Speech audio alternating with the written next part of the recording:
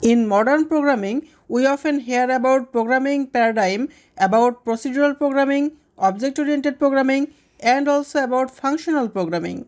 What do all these different terms mean and how do they impact? How do you write your code if you follow an object-oriented approach? Or how do you write your code if you follow a functional approach?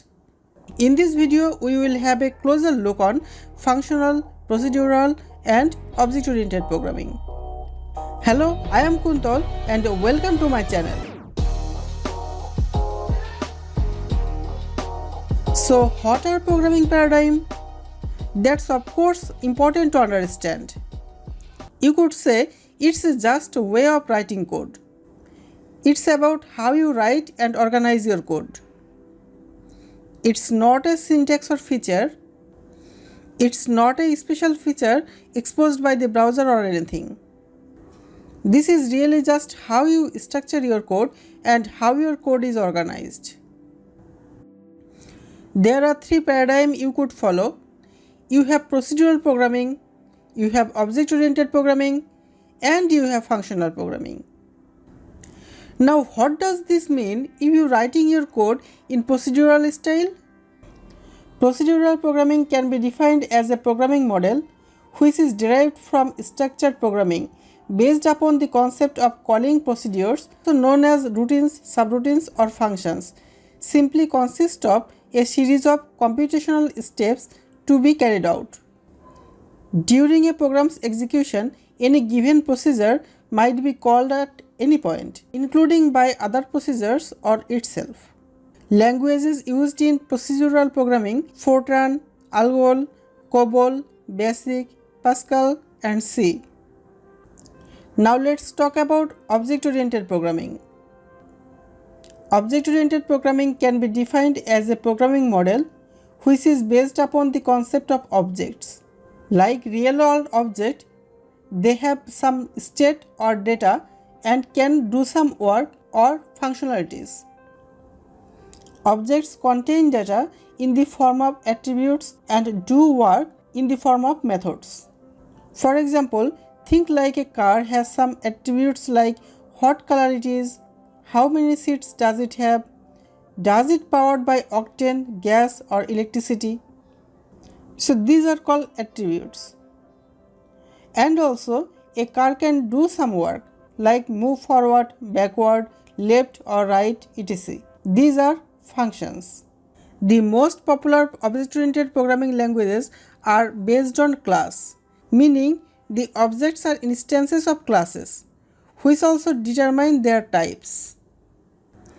Languages used in object-oriented programming are Java, C#, Python, PHP, JavaScript, Ruby, Perl, Object-C, etc.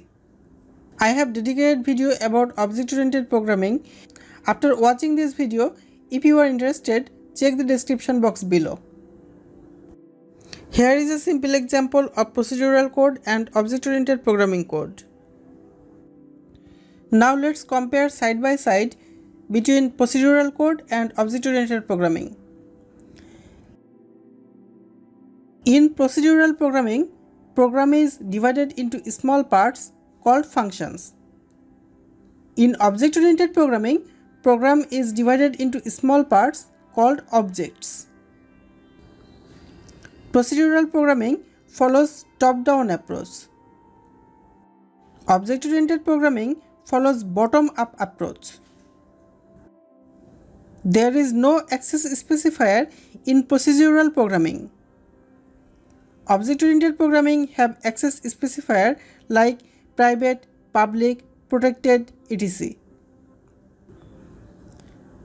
Procedural programming does not have any proper way for hiding data, so it is less secure. Object-oriented programming provides data hiding, so it is more secure. Adding new data and functions is not easy for procedural. Adding new data and function is easy for object-oriented programming. In procedural programming, overloading is not possible. On the other hand, overloading is possible in object-oriented programming. In procedural programming, function is more important than data. In object-oriented programming, data is more important than function. Procedural programming is based on unreal world. On the other hand, object-oriented programming is based on the real world. C, Fortran, Pascal, BASIC, etc. are examples of procedural programming. C++, Java, Python, C#, etc. are languages of object-oriented programming. Functional programming. Functional programming is the process of building software by composing pure functions, avoiding shared state, mutable data, and side effects. Functional programming is declarative rather than imperative, and application state flows through pure functions. Contrast with object-oriented programming, where application state is usually shared and collocated with methods in objects. So what is a pure function? A pure function is a function which, given the same input, always returns the same output, and it has no side effects.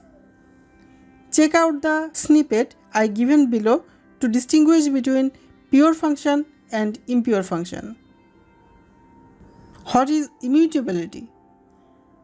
Functional programming also prioritizes immutability. We should not directly modifying data. So from the below example, you can see we are copying the array without the last element and storing into a new variable. So we are not changing the actual array. First-class functions. In functional programming, our functions are first class, which means we can use function like any other value. We can create arrays of functions, pass them as an arguments to other functions, and store them in a variable. Function composition. Function composition is when you combine multiple simple functions in order to create more complex ones.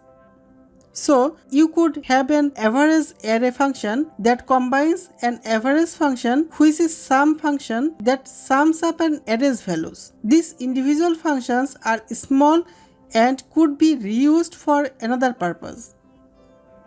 And in combination, they perform a more complete task. So you can see this video is just an overview and comparison between these programming paradigms. But if you want to learn deeper, I will suggest you to like this video and subscribe my channel. If you have any questions, feel free to ask them on comment box or in our Facebook group. Check description box for more info. See you in my another video. I am Kuntal signing out for today.